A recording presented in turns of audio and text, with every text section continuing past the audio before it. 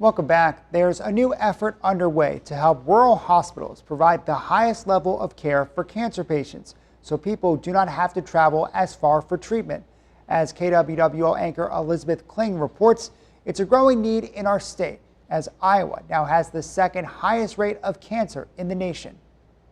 Like so many, Donald Paulus admits he put off going to the doctor, and when he finally did, it was almost too late. We were really lucky that when they did do this one, they caught it at stage 3 so that it was completely treatable. Stage 3 colon cancer. He was lucky they caught it and lucky to be living in a rural area outside of Oskaloosa, home to Mahaska County Hospital.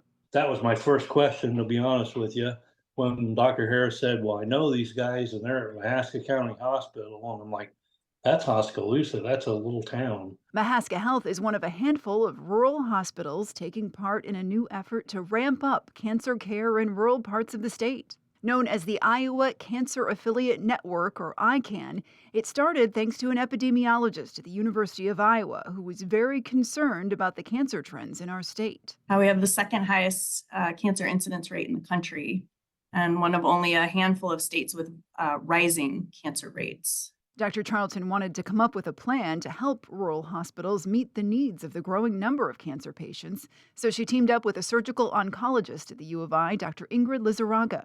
I have patients who travel 2 hours, an hour and a half to see me, people who need daily treatments. I mean, that is an incredible barrier for patients. She says the quality of care patients receive shouldn't be dictated by where they live, but rural physicians often have too much on their plate. I used to work in a rural hospital. I was a general surgeon in Burlington. Cancer is just one part of what I took care of.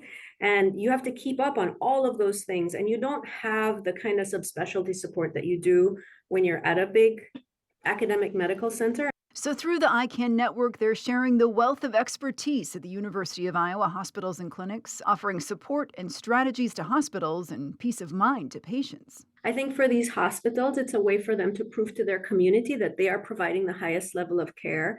And for patients, it's a way for them to feel comfortable that if they are going to this hospital in their community, that they're going to get as good a care as they can get anywhere else. And for those like Donald, getting the best care close to home could make all the difference.